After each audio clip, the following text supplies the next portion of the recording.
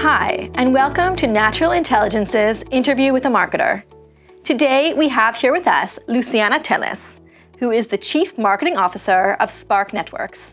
Luciana earned her stripes in various roles, both strategic and managerial, across industries like fintech, proptech, and regtech, and today in the online dating industry. Spark Network is a leader in the online dating industry and includes brands like Elite Singles, JDate, and Zoosk. And today, Luciana is here with us, and she is the perfect person to talk about one of the industry's biggest challenges, which is how to move users from freemium to premium. Hi, Luciana. I'm so excited to have you here today, and I want to just dive right into the questions. So this was something that's been on my mind a little bit because you said in a previous interview that you don't have an elevator pitch. So what happens when you find yourself in an elevator with a prospect? What would you say to them? So first of all, it's a pleasure to be here with you. It's funny because I find if you have a pre-made elevator pitch, you kind of miss the opportunity to personalize what you're saying to whoever you're saying. So I tend to adapt to the person and the background and the interest that person has, and adapt what I'm saying to that person. So for example, if I'm talking to an investor, a potential employee, a potential, let's say, partner, I will have a different perspective and a different type of pitch. Okay, so that's why I don't have a specific pitch to address everyone. So what's interesting that I read about you is that you come from an interesting background. You were actually a medical doctor before getting into marketing. Would you say there are any particular skills that you acquired as a doctor that you actually apply today in your marketing practices? Not objective skills, but some subjective transferable skills. So I would say during my years of studying and practicing medicine, I learned to be quite methodical, quite disciplined, quite organized, and that's something I learned to transfer to my current role in business and marketing. And of course, so this is the way I work, but also I worked a lot in emergency rooms and situations where were life or death, and I needed to be very calm and clear-headed to be able to make a decision. So work under stress and under pressure. So if I could handle this in an emergency room, I can handle any pressure anytime. And so time constraint or pressure in any form I'm used to and I can deal really well. I think those are probably the main skills I have that I could transfer from medicine onto business, as well as, of course, dealing with people, different types of people. I have had a lot of big teams, different backgrounds. So the whole thing about working with different people and trying to get through to them on the empathy level as well also helped, I think. So let's talk a bit about the current industry that you're in the dating app space. There has been a major evolution in the dating apps and sites in terms of moving from freemium to a premium model. So how does this apply at Spark, and how have you adapted your marketing practices in accordance? All right. So when I talk about Spark Networks, we have different brands within Spark. We have 10 brands, and we have ranging from freemium to premium. Our flagship brands are premium, which means customers need to pay to be able to access the tool and access the pool of users. We see that a lot of users are coming now because they're tired of using other apps that are freemium and they don't really find they're getting anywhere. So one, they see the quality of the users is poor because it's free, so people just join without commitment. And users feel that if they pay, they will get a more dedicated and a better service, quality of service. So what we see is that users who are really serious about serious relationships and they want to invest on that and not waste time, precious time, or not to waste in endless conversations that don't take you anywhere, they decide to go premium or to premium services, believing that people who commit to paying, they are equally interested in something more serious. When you're focusing on the premium aspect of the business, you focus more on identifying high quality customers that would be matching what you're looking for, rather than going for the whole segment, you focus on specific type of people, specific geographies. You go on a more hyper-targeting demographic. Right, and that takes us more into the intent marketing side of things, exactly. right? So yes, if you go more on people who are intending on the last part of the marketing, the intent marketing, on the transactional event side, we focus on different KPIs. If you are working with a freemium brand, which we do have as well, we focus on engagement. So you need to have a certain number of monthly active users or daily active users, because you need to keep a certain level, threshold of users on the platform to be able to make sense for the users to join and to use, and eventually they will upgrade or purchase a feature. So we tend to look more onto MAU, DAU for freemium. Can you go into detail? What is MAU? Sorry, what is DAU? monthly active users and daily active users. So we tend to use as a metric of health of the platform.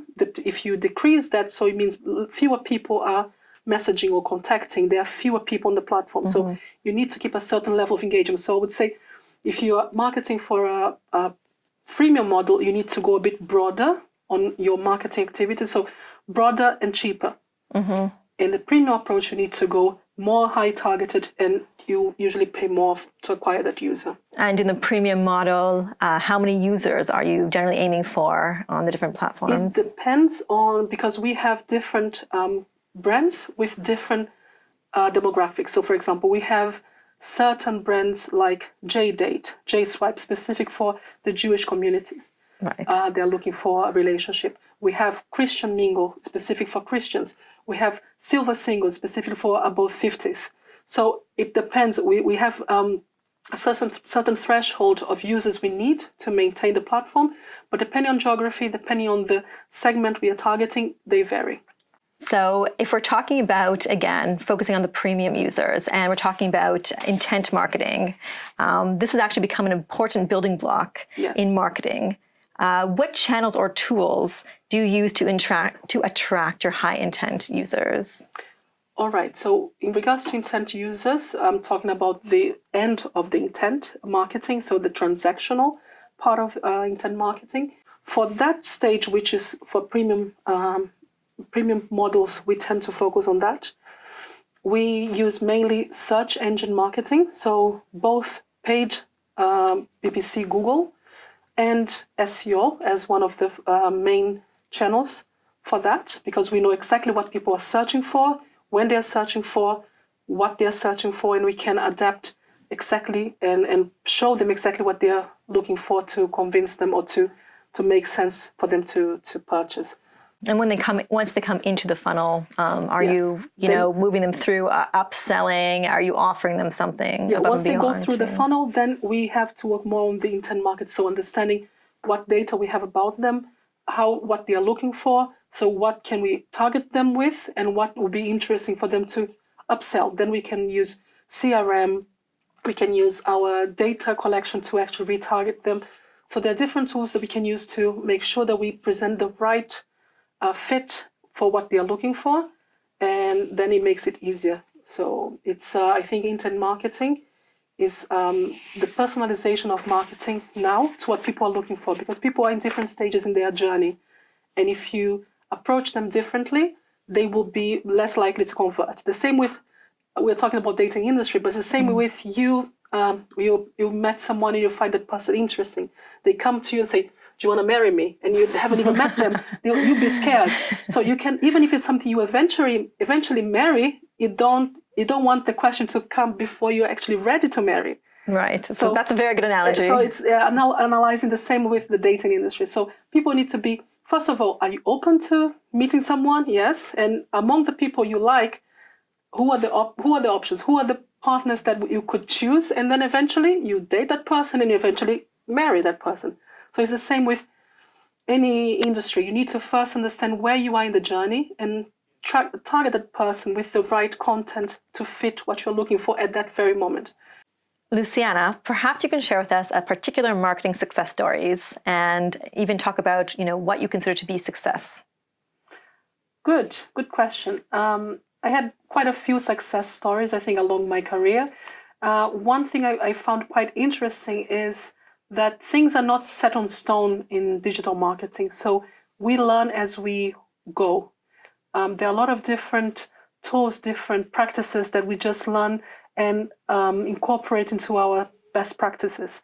So one thing that stood out for me was, for example, we had a company, an agency managing our Facebook campaigns, and I had new student who was just hired, and he was questioning the agency's strategy, and he was like, I don't understand why they do this, why wouldn't they do it this way and that way.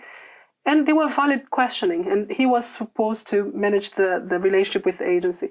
And I just said, okay, so make a proposal how you would structure the campaigns. And he had just started, and he made a proposal, and it was a really good proposal.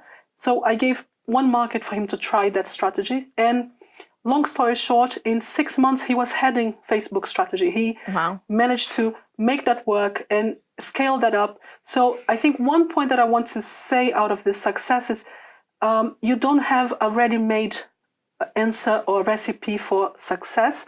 You need to try and error and try, and you need to be open to new approaches, because the way it has been done until now is not the only way, and especially not in this industry. Maybe you can tell me about, if you're looking at other marketing companies and their strategies, are there any specific ones that you think have really nailed it, really gotten it right?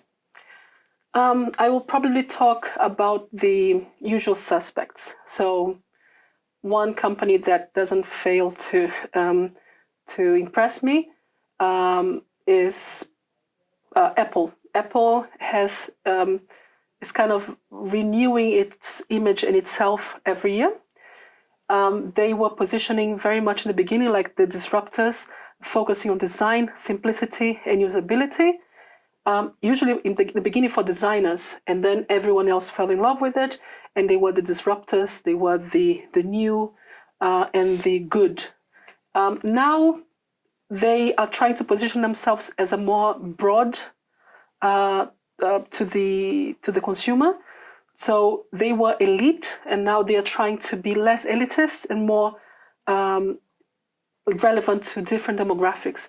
So they are trying to do it in a beautiful way by focusing on personalization, customization, and adapting to your lifestyle is a way of expressing. So you choosing Apple and its features and its products is a way of expressing yourself, your individuality, your personality, and it's working well. So when you now think of Apple, you think of all this. You can customize. It's you. It's part of you and your culture and your habits and your day-to-day. And if we were to look ahead in the next few years, what are the major marketing trends that you think are going to dominate? Marketing trends. I believe at the moment we see, of course, the more we have seen customization and personalization as big trends. So you personalize the approach to the individual customers. Also, intent marketing has been big in regards to you adapt your communication to what you need at that specific time.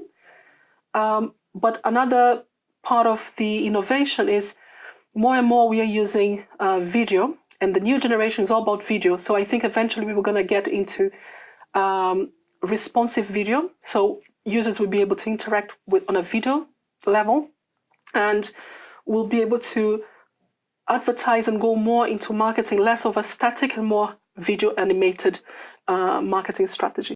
Okay, so we spoke about what's happening 5 years down the line in the future for marketing, but let's talk about what's happening in the coming year. The new year is coming up. What should we wish you and the Spark team for 2020? I would like to wish you, and I also wish that Spark now is in a great position to assert itself as a leading dating company. Now with the acquisition of several brands, ultimately we acquired Zusk. So we're in a really good position to really assert ourselves as a dominant position in the market, to be able to bring the customers more and more features that will be relevant to them.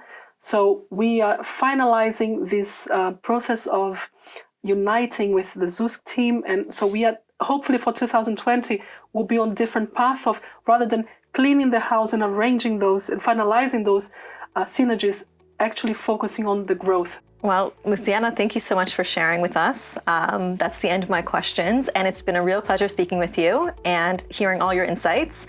And on behalf of Natural Intelligence, we wish you a lot of growth in 2020. Oh, thank you for the interview, for the time. Thank you to Natural Intelligence as well for organizing and enabling this. So I hope to see you soon, and thank you again. Now, Luciana and I have a question for you. Which of the topics we discussed really impacted you? And what action can you take starting now?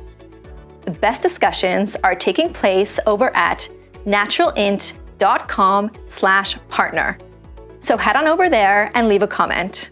Thanks so much for tuning in, and we hope to see you next time on Interview with a Marketer.